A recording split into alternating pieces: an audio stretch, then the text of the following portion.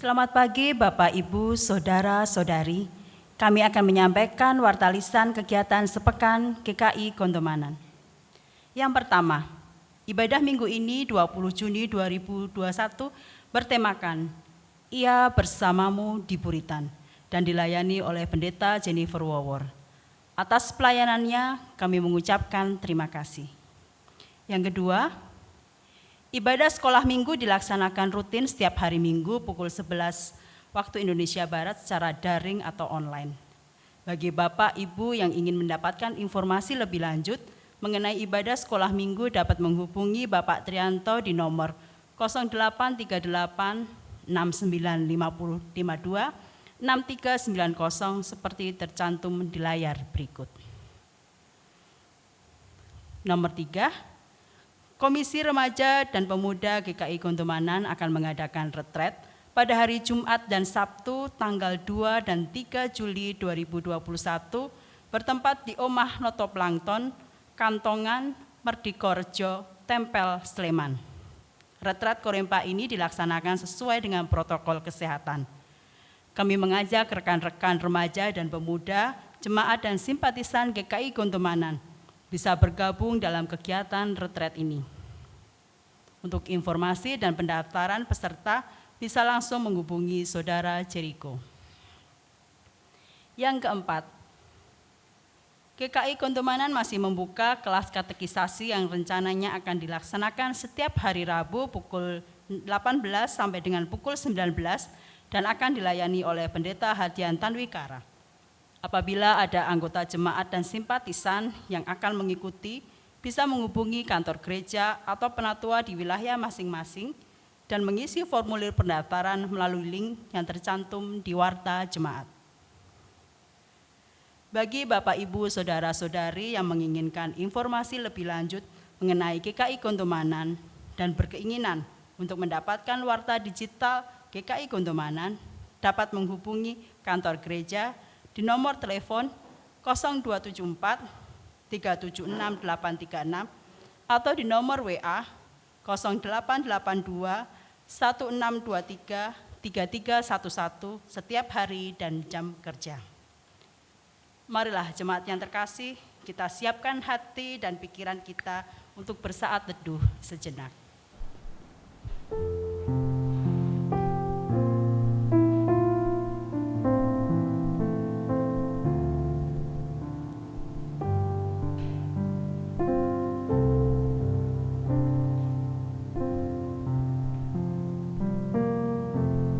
Jemaat yang terkasih, kita siapkan hati, jiwa, dan pikiran kita untuk menyambut ibadah hari ini. Marilah kita pujikan bersama Kidung Jemaat 10 bait yang pertama dan kelima. Pujilah Tuhan Sang Raja.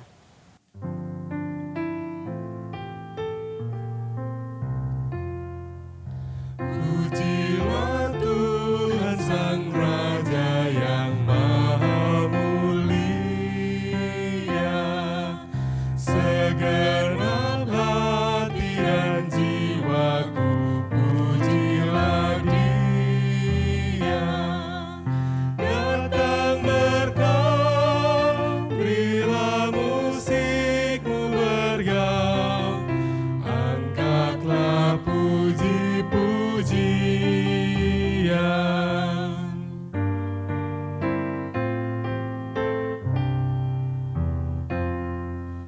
Pujilah Tuhan, hai jiwaku, mari bernyanyi.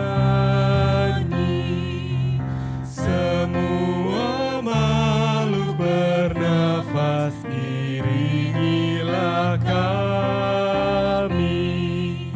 Puji terus nama yang Maha Kudus, padukan suaramu, amin.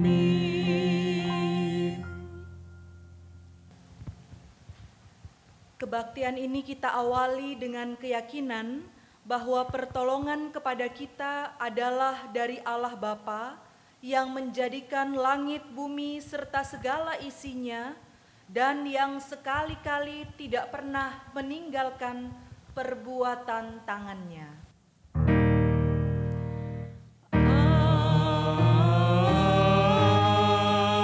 Amin, amin, amin.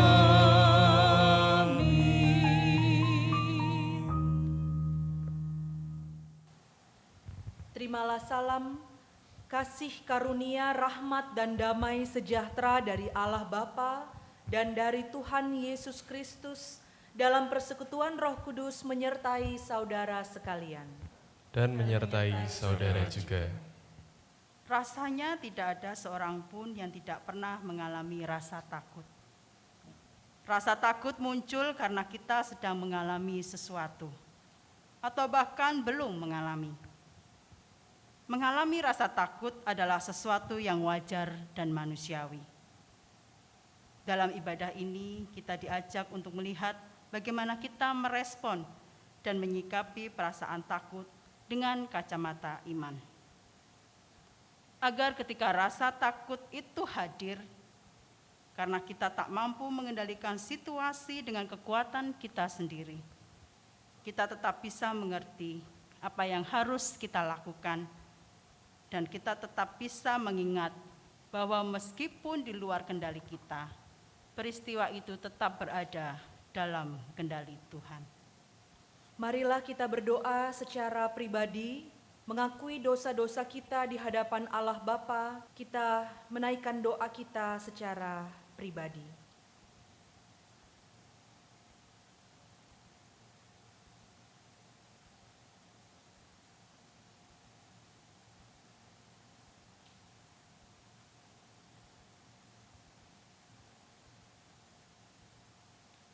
Tuhan, saat ini kami datang ke hadirat-Mu, mengakui kelemahan kami. Kami sering menjalani kehidupan kami dalam ketakutan dan ketidakyakinan. Kami lupa bahwa ada Engkau yang selalu memegang kendali atas hidup kami. Ampunilah kami ya Tuhan. Amin.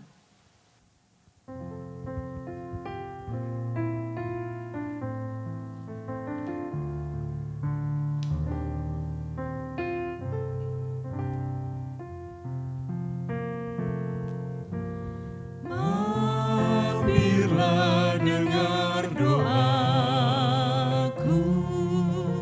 Yesus penebus. Orang lain kau hampiri, jangan jalan terus. Yesus Tuhan, dengar doaku. Orang lain kau hampiri,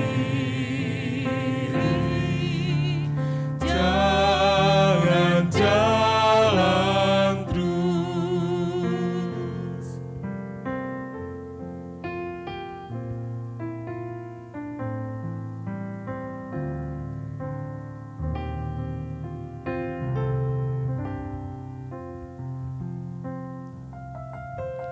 Di hadapan tahta rahmat, aku menyembah,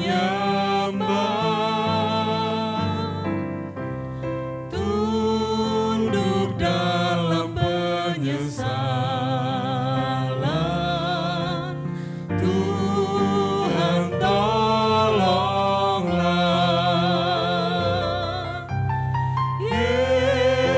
Yesus Tuhan, dengar doaku. Orang lain kau hampiri, jangan jalan terus.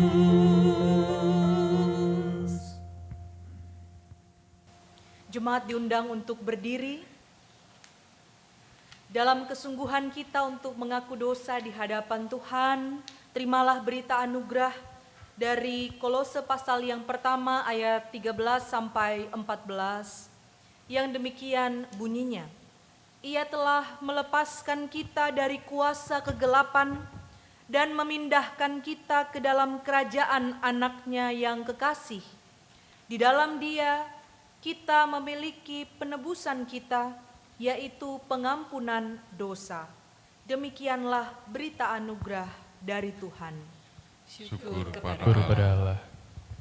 Salam damai bagi kita sekalian.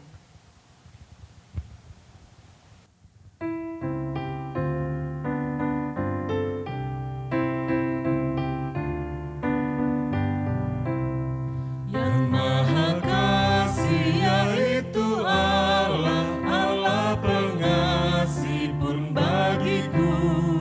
Aku selamatlah oleh kasih-Nya kepadaku.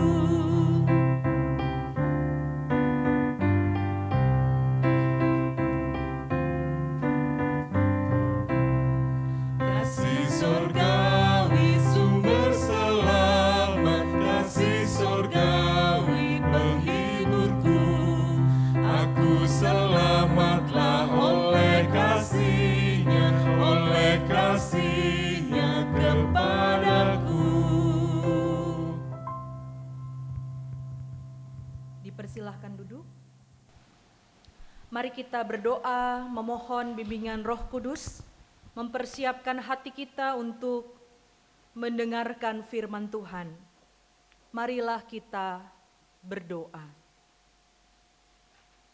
Ya Tuhan, Sang Pengendali yang sejati dalam hidup kami, dalam keteduhan hari ini, kami datang untuk mempersiapkan hati, kami membuka diri kami untuk menerima sabda ilahi. Kuasailah batin kami, dalam tenang dan teduh kami mau mendengarkan sapaan firman di hari ini. Amin. Jemaat kekasih Tuhan, pembacaan firman terambil dari Markus 4 ayat 35 sampai dengan 41.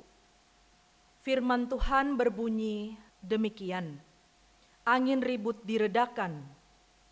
Pada hari itu, waktu hari sudah petang, Yesus berkata kepada mereka, "Marilah kita bertolak ke seberang." Mereka meninggalkan orang banyak itu, lalu bertolak dan membawa Yesus beserta dengan mereka dalam perahu, di mana Yesus telah duduk dan perahu-perahu lain juga menyertai Dia. Lalu mengamuklah taufan yang sangat dahsyat dan ombak menyembur masuk ke dalam perahu, sehingga perahu itu mulai penuh dengan air. Pada waktu itu, Yesus sedang tidur di buritan di sebuah tilam. Maka murid-muridnya membangunkan Dia dan berkata kepadanya, "Guru, engkau tidak peduli kalau kita binasa?" Ia pun bangun, menghardik angin itu dan berkata kepada danau itu, "Diam, tenanglah." Lalu angin itu reda dan danau itu menjadi teduh sekali. Lalu ia berkata kepada mereka, "Mengapa kamu begitu takut? Mengapa kamu tidak percaya?" Mereka menjadi sangat takut dan berkata seorang kepada yang lain, "Siapa gerangan orang ini, sehingga angin dan danau pun taat kepadanya?"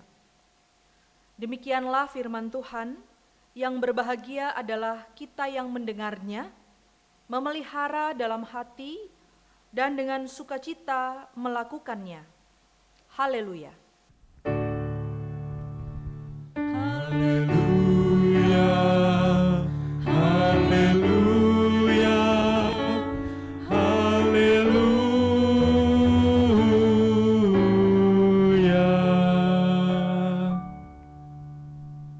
Bapak, Ibu, dan saudara-saudara, serta semua anak-anak yang dikasihi oleh Tuhan Yesus Kristus, kita bersyukur dalam perjumpaan yang Tuhan perkenankan kita boleh mengambil bagian dalam peribadahan, sesuatu yang sangat bermakna, sekalipun saat ini kita mengikutinya tidak secara langsung. Namun kiranya firman Tuhan boleh menjadi berkat dalam kehidupan kita semua. Di tengah masa pandemi ini, ada begitu banyak pertanyaan-pertanyaan iman yang muncul ketika melihat realita kehidupan yang seringkali penuh dengan tantangan dan jauh dari harapan. Saat ini kita semua mengikuti berita-berita di televisi bahwa situasi wabah yang ada membuat kita semua waspada. Dalam kondisi ini kita mengingat kembali apa yang pernah disampaikan oleh orang-orang ketika mereka berada dalam kesulitan. Di mana Tuhan ketika ada begitu banyak tantangan terjadi dan wabah tiada henti? Sebetulnya pertanyaan iman ini bukan pertanyaan yang pertama kali dimunculkan. Sudah sejak dulu kala pertanyaan-pertanyaan ini muncul ketika orang-orang berhadapan dengan kesulitan. Salah seorang filsuf Romawi yang bernama Boethius pernah mengatakan satu kalimat yang terus diingat oleh orang-orang di masa kini. Dalam bahasa asli dia mengatakan si Deus est unde malum, atau maknanya itu kalau Tuhan ada, mengapa ada kejahatan? Kalau dibahasakan dalam konteks kita, kalau Tuhan ada, mengapa orang baik menderita?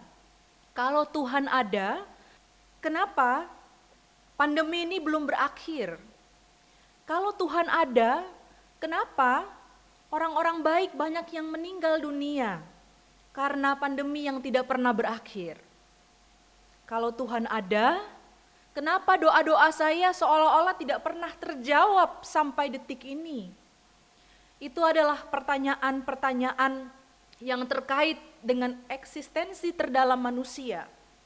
Pertanyaan-pertanyaan yang lahir bukan dari kata-kata belaka, tapi biasanya lahir dari hati karena bergumul dengan hebat di tengah-tengah titik yang berat, titik krisis kehidupan. Biasanya dalam situasi yang sangat-sangat penat, pertanyaan-pertanyaan seperti ini sangat bisa dimunculkan. Kalau kita ingat apa yang tadi kita baca dalam perikop firman Tuhan, pertanyaan-pertanyaan yang kurang lebih maknanya sama dengan pertanyaan ini dimunculkan juga oleh para murid. Mari kita lihat bersama ayat 38 bagian yang B, di bagian bawah itu. Ketika dalam ayat 37 dikatakan ada taufan yang mengamuk dan ombak menyembur masuk ke dalam perahu, perahu itu mulai penuh dengan air. Murid-muridnya kemudian memberikan sebuah pertanyaan. Pertanyaan ini bukan pertanyaan biasa.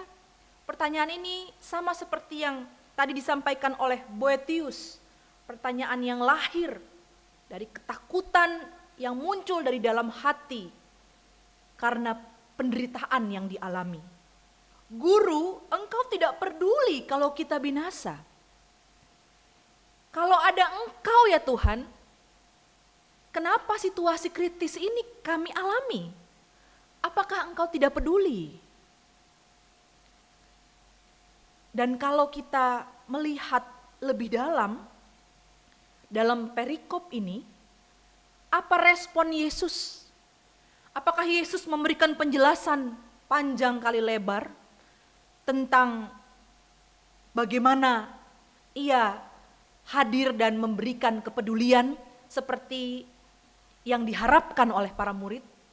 Apakah dia kemudian menguraikan konsep tentang kepedulian Tuhan pada para murid di tengah-tengah kapal yang hampir tenggelam? Kita ingat bahwa para murid ini mereka memiliki latar belakang nelayan juga ya. Sebagian dari mereka bukan orang-orang yang asing dengan laut. Mereka sudah mengakrapi laut sebelum berjumpa dengan Yesus.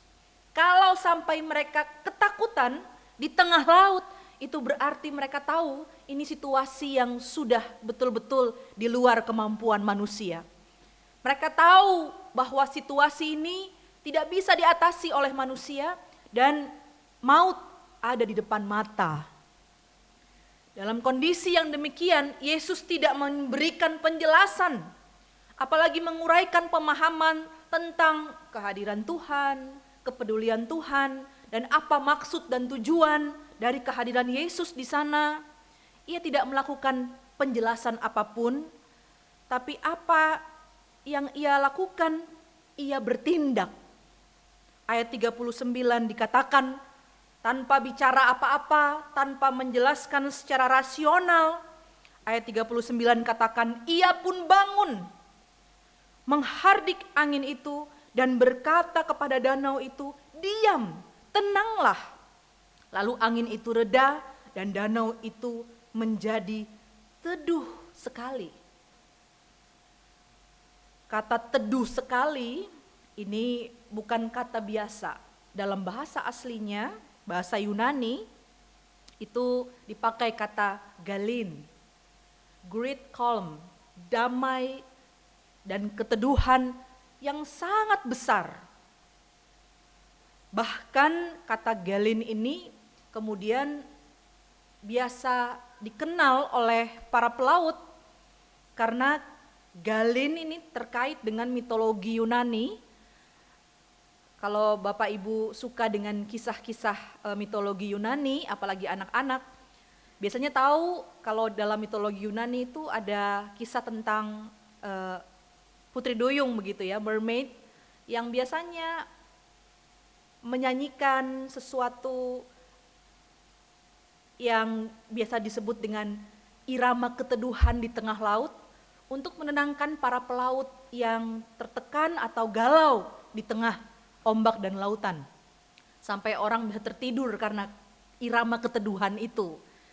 Kata galin dipakai di sini untuk menunjukkan bahwa ombak yang mengamuk itu kemudian berubah ketika Yesus bertindak menjadi sesuatu yang benar-benar meneduhkan, membuat siapapun bisa hanyut dalam sukacita keteduhan itu dan bisa tenang. Oleh karena itu, peristiwa ini mau mengajak kita semua untuk menyadari bahwa kadangkala di tengah-tengah krisis paling berat kehidupan, kita tidak bisa langsung menjawabnya dengan memahami semuanya. Betul kan ya Bapak Ibu dan Saudara-saudara, serta anak-anak? Kalau ditanya mengapa ini terjadi, kadang kita tidak tahu jawabannya. Kita berusaha mencari secara rasional, orang baik itu kan harusnya tidak bisa menderita. Orang itu kan harusnya tidak boleh dibiarkan susah. Tuhan kan maha kuasa. Kenapa ya orang baik itu menderita? Tuhan kan maha kasih. Kenapa orang itu tidak pernah mendapatkan jawaban doa padahal dia rajin pelayanan? Kadang kita berusaha untuk menjawab persoalan-persoalan hidup ini dengan pikiran kita, dengan rasio kita. Kita berusaha menentukannya dengan sebab dan akibat. Kalau begini kan harusnya begitu. Kalau 1 tambah 1 itu kan harus 2 itu, nggak bisa. 3, 4 nggak bisa. Padahal kalau saya pernah ngobrol dengan satu orang anak di pedalaman Kalimantan Barat, saya pernah melayani di pedalaman di awal-awal saya menjadi seorang pendeta. Saya iseng-iseng tanya sama dia, di sana itu mereka beternak dengan bebas. Saya mau mengajarkan tentang kalkulasi kepada anak-anak di dusun itu. Saya tanya 1 tambah 1 berapa? Mereka bilang 5. Saya bilang, ih salah, ibu pendeta yang salah. Kalau ayam 1 sama ayam 1 kan jadi 5 katanya, kalau telurnya 5. Ya benar juga ya, saya yang salah gitu. Saya melihat bahwa sebetulnya ada banyak alternatif dalam hidup ini. Cuma kadang-kadang kita punya rasio itu yang membatasi. Sehingga kita tidak bisa melihat banyak kemungkinan-kemungkinan karena kita langsung mengatakan harusnya kan begini. kalau saya minum obat itu harus sembuh. Padahal banyak juga orang yang salah minum obat malah sakit begitu ya. Hal ini hanya mau mengatakan kepada kita bahwa beriman kepada Tuhan itu bukan soal pemahaman saja. Itu benar, tidak salah, tapi lebih dari pemahaman itu ada yang namanya penghayatan. Dan penghayatan itu harus dirasakan. Yesus mengajar murid-muridnya untuk tidak hanya memahami dia. Ingat keterangan waktu yang diberikan di perikop ini adalah pada hari itu di ayat 35. Waktu hari sudah petang. Ini rangkaian pengajaran Yesus dan ini sudah di akhir bagian, sudah petang. Kalau kita lihat keseluruhan pasal 4, mulai dari ajaran tentang seorang penabur, perumpamaan tentang pelita dan tentang ukuran benih yang tumbuh, itu semua ajaran-ajaran, paket pengajaran. Kalau katekisasi ini sudah di akhir, sudah mau evaluasi sebetulnya. Lalu di bagian akhir itulah angin ribut menghantam. Dan sekali lagi mereka berusaha memahami Tuhan. Kalau engkau di sini, engkau kenapa tidak peduli? Kami ini udah mau binasa, kurang lebih demikian. Tapi Yesus mengingatkan ketika dia langsung bertindak, kita diajak untuk tidak hanya memahami Tuhan, tapi merasakan kehadiran Tuhan. Apa yang kita rasakan di tengah-tengah kesulitan? Jangan-jangan justru Tuhan mau mengajarkan kita tentang kasih. Ketika kita sedang jatuh, ada perhatian dari orang-orang tertentu yang tidak kita sadari misalnya. Ketika kita sedang berhadapan dengan pandemi, kita bisa merasakan bagaimana pentingnya menjaga kebersihan hidup misalnya. Ketika kita berhadapan dengan pandemi, kita bersyukur dan kita sangat-sangat merindukan kebersamaan dengan saudara seiman yang mendadak menjadi sangat mahal di tengah pandemi. Kita bersyukur untuk kehadiran orang lain. Belum lagi dengan solidaritas yang selalu saja meningkat ketika bencana alam itu dan bencana non-alam atau pandemi itu hadir di tengah kehidupan umat manusia. Orang-orang yang berbeda agama pun bisa bersatu padu untuk kemudian menunjukkan kasih persaudaraan. Dari situ kita belajar nilai pengorbanan, dari situ kita belajar nilai kasih yang tulus. Dari situ kita bisa belajar bahwa Tuhan dirasakan justru di mana-mana ketika kesulitan itu hadir dalam kehidupan kita. Namun kadangkala kita tidak bisa mensyukurinya dan tidak bisa menyadarinya karena pikiran kita dipenuhi terus dengan usaha untuk memahami. Saya nggak bisa mensyukuri perhatian dari orang-orang yang ada, saya nggak bisa mensyukuri setiap hal yang ada dalam pandemi ini. Saya hanya mau tahu kapan pandemi ini berakhir. Lagi-lagi pikirannya. Dan lagi-lagi kalau kita lihat pendapat para ahli, konteks seperti kita saat ini pandeminya masih roll over. Kita nggak tahu kapan akan berhenti. Bahkan kalau kita lihat kondisi yang semakin meningkat, banyak orang mengatakan bahwa jangan sampai Indonesia seperti India. Padahal dari beberapa informasi yang saya baca, kalau dibuatkan rasio antara India dengan Indonesia, itu sudah mendekati. Dan dilihat dari jumlah warga Indonesia yang terkena dan dinyatakan positif, itu tidak bisa langsung dibandingkan secara langsung dari segi jumlah. Karena kalau dari rasio, perbandingan maksudnya, dari situ terlihat bahwa kita bisa saja sudah tiba pada titik-titik yang krisis. Oleh karena itu kita tidak diminta untuk menjadi orang-orang yang kemudian berusaha untuk membuat kehidupan ini yang sudah berat menjadi tambah berat dengan pikiran, tapi mencoba untuk terus merasakan kehadiran Tuhan di tengah-tengah situasi yang ada. Merasakan kehadiran Tuhan juga membuat kita bisa terus tetap membangun relasi dengan Tuhan. Walaupun saya belum tahu di depan itu seperti apa, walaupun jalan hidup saya masih gelap karena banyak rencana saya belum tercapai di depan, tapi saya setiap hari akan tetap terus menggumulinya. Terus berdoa sampai sesuatu itu terjadi, sampai apa yang terbaik itu dinyatakan. Kita berusaha untuk merasakan kehadiran Tuhan yang menguatkan kita di dalam pergumulan. Tema kita pada saat ini adalah Ia bersamamu di Buritan. Buritan adalah tempat yang paling strategis untuk mengendalikan kapal.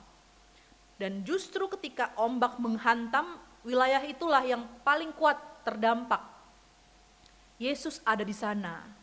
Dan Yesus kadangkala mengizinkan kita untuk bisa merasakan amukan ombak dan badai kehidupan, untuk bisa merasakan kasih Tuhan yang begitu besar, yang kadangkala tidak kita pahami kalau kita tidak mengalami hantaman yang berat di tengah-tengah kehidupan. Kadang katanya kalau orang itu dipanggil nggak dengar, dia perlu dilempar begitu ya supaya lihat begitu ya. Kalau sudah dilempar itu baru dia bereaksi. Kalau hanya dipanggil-panggil, apalagi dipanggil dengan halus begitu ya, dibisik-bisik, orang nggak sadar.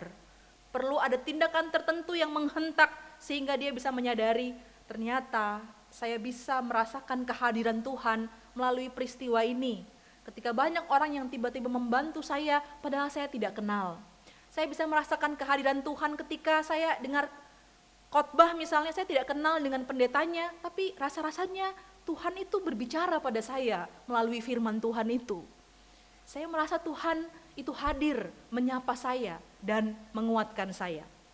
Ini menjadi penting dan menarik mengingat kita dalam tradisi Calvinis ya, GKI saya tahu juga mewarisi tradisi Calvinis adalah gereja yang seringkali dipengaruhi dengan aspek rasio ya, memikirkan segala sesuatu. Calvin itu dikenal dengan banyak tata aturan, dengan berbagai pengajaran, itu tidak salah, tapi kemudian kita perlu menekankan dimensi emosional, dimensi afektif dalam usaha kita untuk mendekati dan membangun relasi dengan Tuhan.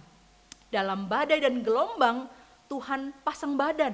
Cuma kadang-kadang kita tidak sadar karena seringkali itu membuat kita terlalu tertutup dengan ketakutan, dengan kekhawatiran, sehingga kehadiran Tuhan tidak lagi bisa kita alami. Ini saya mau menunjukkan satu gambar ya, Bapak Ibu dan saudara-saudara serta anak-anak. Saya mau menunjukkan satu ikon dari gereja ortodoks ya. Ikon itu adalah seperti gambar ya, gambar-gambar tentang kisah-kisah religius. Dan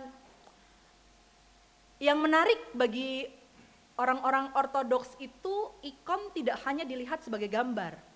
Ikon itu bagi mereka adalah tulisan. Jadi melalui sebuah gambar mereka memahami relasi yang kokoh dengan Tuhan. Ada yang pernah melihat sosok ini? Ikon ini adalah ikon dari gereja ortodoks yang dikenal dengan sebutan Santa Corona. Ya. Ini menarik karena ia muncul jauh sebelum pandemi corona itu datang. Siapakah Corona sebenarnya? Dia adalah seorang janda. Seorang yang pada waktu itu tidak mendapatkan tempat dalam kehidupan masyarakat. Santa Corona disebut Santa karena dianggap sebagai orang yang berpengaruh. Ketika dia dengan berani menguatkan salah seorang martir. Martir itu adalah pejuang iman ya. Ada seorang martir laki-laki yang sedang disiksa dan di akhir hayatnya dia dikuatkan oleh Santa Corona. Dia hadir. Waktu itu dia belum jadi santa ya. Jadi dia hadir menguatkan si martir itu. Akibatnya karena dia berani-berani menguatkan orang yang dianggap sebagai orang yang patut mendapatkan hukuman, dia ikut dihukum juga. Jadi boleh dikatakan karena dia mau menolong akhirnya dia dihukum. Dan kalau Bapak Ibu lihat di belakang itu ada simbol ketika seseorang itu diikat dan kemudian ada pohon begitu ya, sehingga setiap kali dipukul itu seperti mental lagi dan itu sangat menyakitkan. Itulah momen ketika Corona ini menjelang ajalnya. Namanya juga dikenal dengan sebutan Stefani, ya, dengan pemaknaan yang kurang lebih sama dengan corona, mahkota, ya. Makanya virus corona itu bentuknya seperti mahkota katanya. Tapi pengorbanannya ini justru mendapat tempat di hati banyak orang. Dibangunlah sebuah gereja di daerah Jerman yang disebut sebagai gereja yang memiliki nama yang sama dengan corona ini. Dan yang menarik, dari masa ke masa orang-orang yang penuh dengan penderitaan dan pergumulan hadir untuk mendapatkan kekuatan melalui kisah hidupnya Santa Corona. Penderitaan dan persoalan hidup itu menjadi sesuatu yang bisa dihadapi dengan iman, menjadi sesuatu yang bisa kemudian turut menguatkan diri mereka ketika mereka melihat perjuangan hidup dari Santa Corona. Oleh karena itu kita akan betul-betul bisa melihat kekuatan dari bagaimana orang tidak hanya bisa memahami kehadiran Tuhan, tapi juga merasakan gambaran dari seorang janda yang dianggap rapuh pada zamannya, justru bisa menampilkan kekuatan Tuhan yang membuat hidupnya menjadi berkat. Dan ketika mereka terus melihat ikon dari Santa Corona sampai saat ini, mereka merasakan kekuatan Tuhan. Keberanian di tengah situasi yang sulit, bahkan keberanian untuk mengorbankan diri demi melakukan tindakan kasih, tindakan menolong orang lain. Nuansa solidaritas inilah yang juga hendak disuarakan ketika kita berusaha untuk bisa merasakan kehadiran Tuhan. Selain kita menaikkan doa dan permohonan di hadapan Tuhan, membangun relasi yang kuat, kadangkala melalui perjumpaan dengan orang lain, melalui usaha untuk menolong orang lain, kita juga bisa merasakan kehadiran Tuhan. Dari sinilah kita juga tetap dipanggil untuk tetap memiliki kepedulian terhadap orang-orang yang ada di sekitar kita. Karena siapa tahu dari perjumpaan itulah, sekalipun kita sendiri bergumul dalam kesulitan, tapi kita tetap mau menjadi berkat, kita akan mendapatkan kekuatan itu. Kesediaan murid-murid untuk tetap bersama-sama di tengah-tengah kapal yang goncang, membuat mereka juga bisa mendapatkan kekuatan itu di dalam persekutuan orang-orang yang mengikut Tuhan. Dengan demikian, ketika di tengah pandemi, di tengah kondisi yang berat, banyak orang yang mengatakan di mana Tuhan saat ini, kita bisa menjawab bahwa Tuhan hadir di antara orang-orang yang membutuhkan pertolongan. Tuhan juga hadir di samping orang-orang yang memberikan diri mereka untuk menolong. Ketahuilah bahwa dalam saat-saat berat, Tuhan itu hadir di mana-mana. Rasakanlah kehadiran Tuhan dan teruslah menjadi berkat di mana saja Tuhan utus dan Tuhan panggil kita. Amin. Kita mengambil saat hening sejenak.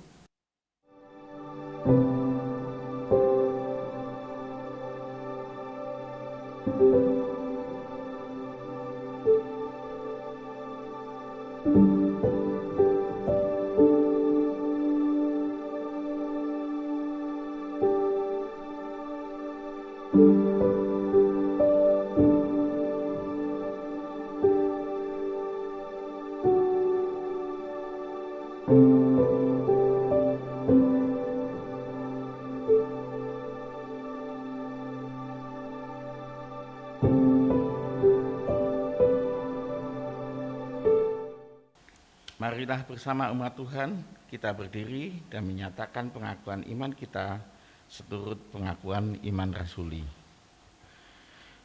Aku percaya kepada Allah, Bapa yang Maha Kuasa, Khalik langit dan bumi, dan kepada Yesus Kristus, Anaknya yang tunggal, Tuhan kita, yang dikandung dari Roh Kudus, lahir dari anak darah Maria, yang menderita sengsara di bawah pemerintahan Pontius Pilatus, disalibkan, mati dan dikuburkan, turun ke dalam kerajaan maut. Pada hari yang ketiga, bangkit pula dari antara orang mati, naik ke surga, duduk di sebelah kanan Allah, Bapa yang Maha Kuasa. Dan dari sana ia akan datang untuk menghakimi orang yang hidup dan yang mati. Aku percaya pada Roh Kudus, gereja yang kudus dan am, persekutuan orang kudus, pengampunan dosa, kebangkitan orang mati, dan hidup yang kekal. Jemaat dipersilahkan duduk. Marilah kita menaikkan doa di hadapan Tuhan, kita berdoa. Puji dan syukur kami naikkan di hadapan Tuhan karena firman-Mu kembali mengingatkan kami bahwa selalu ada situasi-situasi sulit yang dapat membuat kami takut dan gentar sebagai manusia. Tapi kuasa Tuhan jauh lebih besar, Engkau mengendalikan hidup kami, dan Engkau ingin kami bisa merasakan kehadiran Tuhan di tengah-tengah situasi yang berat. Berikanlah kepada kami kerendahan hati dan kepekaan diri untuk tetap berusaha untuk merasakan kehadiran-Mu, baik melalui doa, baik melalui kehidupan rohani yang kami boleh jalani, tapi juga melalui relasi yang kami bangun dengan orang lain, relasi yang kami bangun bahkan dalam lingkaran yang lebih luas, ketika panggilan kemanusiaan menuntun kami untuk menemukan karya dan kebaikan Tuhan di tengah-tengah kesulitan, bahwa Engkaulah Sang Pengendali hidup yang sejati, dan oleh karena itu biarlah kami berjalan bukan hanya atas dasar pemahaman kami, tapi juga penghayatan kami akan kuasa dan kehadiran Tuhan.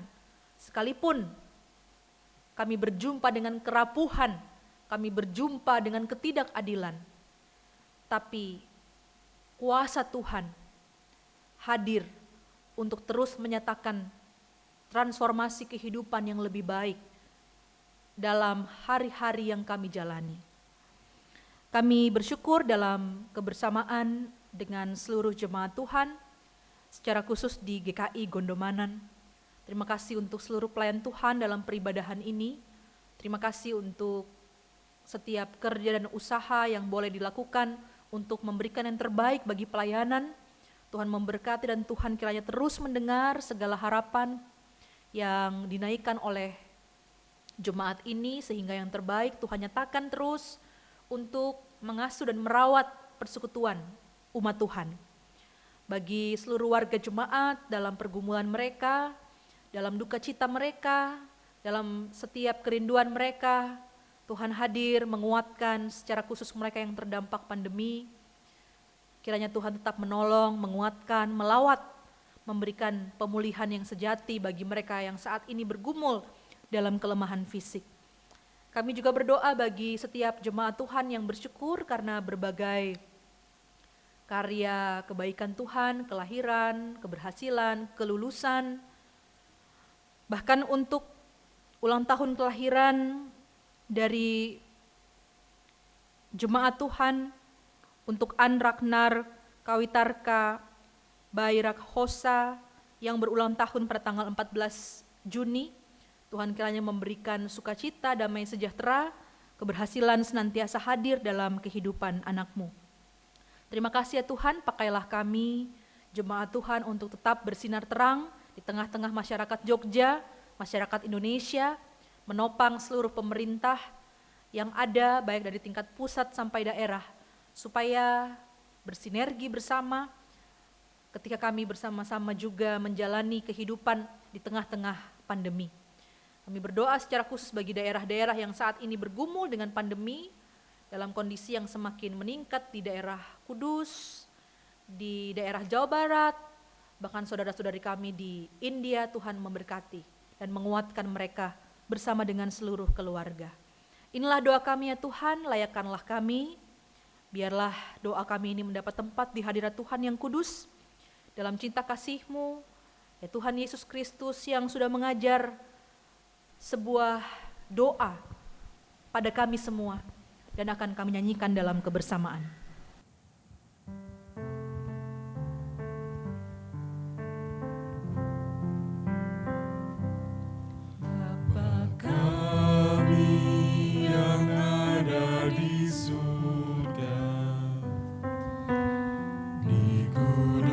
Terpujikanlah namamu, datanglah kerajaanmu, jadilah kehendakmu di bumi seperti di surga. Beri kami hari ini makanan yang secukupnya. Ampuni salah kami, seperti kami ampuni yang bersalah pada kami. Jangan bawa kami dalam pencobaan, melainkan lepaskan kami dari yang jahat. Sebab Kaulah yang punya kerajaan dan kuasa dan kemuliaan sampai selama-lamanya. Amin. Amin.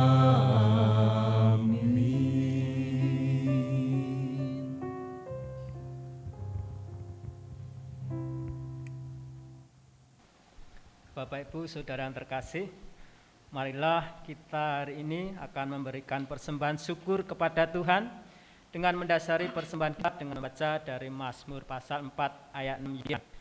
Persembahkanlah korban yang benar dan percayalah kepada Tuhan. Persembahan saudara dapat disampaikan melalui rekening BRI Cabang Katamso dengan nomor rekening 0245 01 00891 530 atas nama Majelis Jemaat GKI Gondomanan, atau dapat diserahkan langsung ke kantor gereja. Bapak Ibu, marilah kita berdoa untuk persembahan.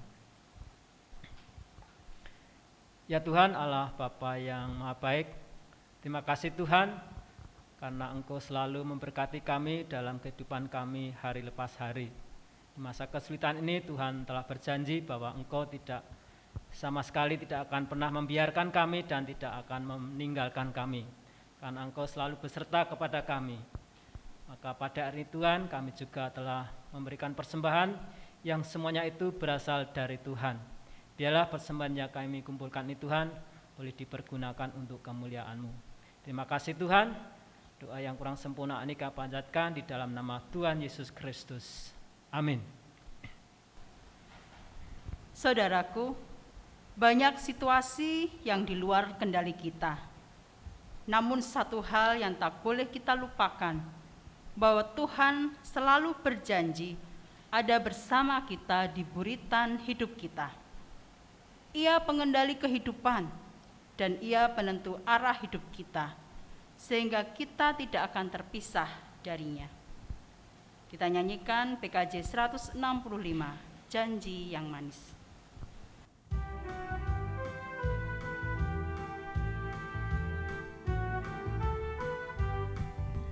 Janji yang manis kau tak kulupakan, tak terombang-ambing bagi jiwaku.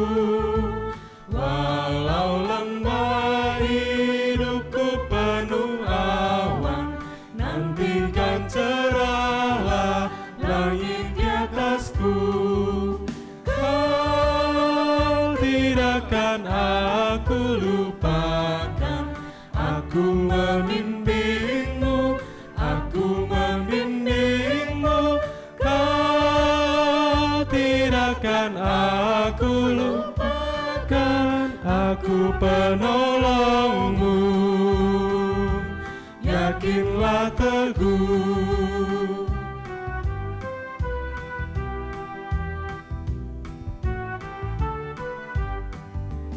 Yakinkan janji kau tak kulupakan, dengan sukacita aku jalan terus. Dunia dan kawan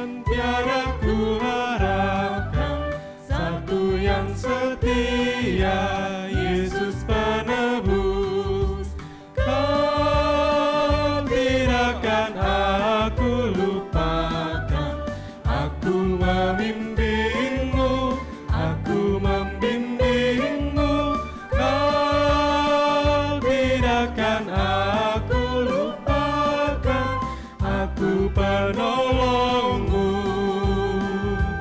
yakinlah teguh.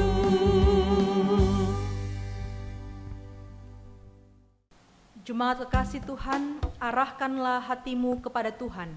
Kami mengarahkan hati kami kepada Tuhan. Jadilah saksi Kristus di tengah dunia. Syukur kepada Allah, Terpujilah Tuhan. kini dan selamanya. Sekarang terimalah berkat Tuhan. Tuhan memberkati kita dan melindungi kita. Tuhan menyinari kita dengan wajah-Nya dan memberi kasih karunia.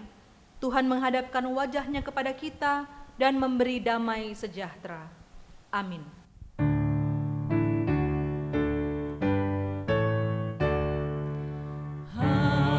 Haleluya, haleluya, haleluya, haleluya, haleluya, amin, amin, amin.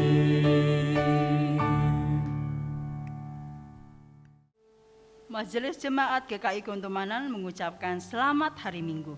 Mari kita tetap mematuhi protokol kesehatan dimanapun kita berada dengan menjalankan 5M, yaitu mencuci tangan dengan sabun, memakai masker, menjaga jarak, menjauhi kerumunan, dan membatasi bepergian. Tuhan Yesus memberkati. Amin.